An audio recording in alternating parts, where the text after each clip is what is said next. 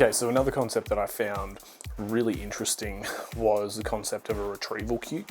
So essentially the retrieval cue would be something that the patient brings into the exposure therapy session with them, which would then, outside of the exposure therapy session, trigger the memory of the exposure therapy session. So therefore getting them through a moment, we'll call it a moment. I really did pause on this one and sort of try and think through how this could be relevant to us in particular with rehabilitation programs. I saw a lot of potential there for something similar with working in service dogs, probably more so better as assistance dogs or seeing eye dogs. When they get their jacket on, that is a contextual cue for them that they need to perform a certain set of skills and need to behave a certain way. I do wonder if using the same sort of dynamic would make it a potential to incorporate some form of a retrieval cue within rehabilitation programs itself, which, you know, food for thought. I have never investigated this practically myself, so if anybody else out there has, it'd be really, really interesting to talk to you about that and learn how you have been doing it and seeing the results that you have got from it. If you would like to get in touch with us to have a discussion about that, you can contact us on our socials here or here. Coping techniques.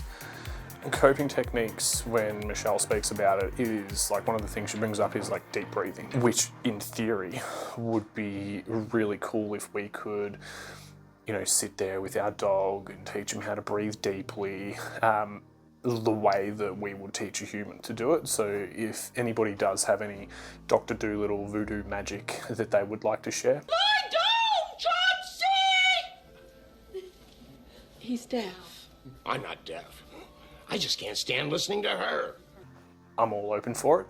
I feel like with exposure therapy and counter conditioning and desensitization programs, a coping strategy could be like a static position and more of like a signal that indicates to the handler that, hey, look, I am really, really close to threshold right now, and I'm just trying to signal to you that I am this way, so this is going to be my default. I have never introduced this directly into any of my programs, but it seems to be a little bit of a byproduct that a lot of the dogs that I've been working with over the last few years, when they are at that point where they're really, really close to going over threshold, that they seem to almost instinctively drop, go into the down position or into a drop.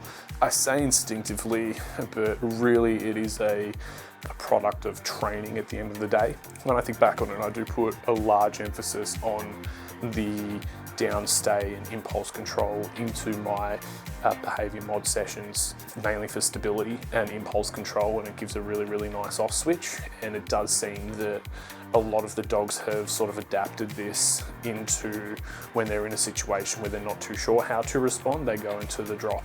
I would say this is most likely due to the fact that the drop is a position of high reinforcement and also a position of very, very low, if no, potentially some dogs that have potentially never been corrected whilst being in the down. So there's a lot of opportunity for success and a very low chance of failure. So it becomes a very highly sought after position for the dog during these exercises that we design for them.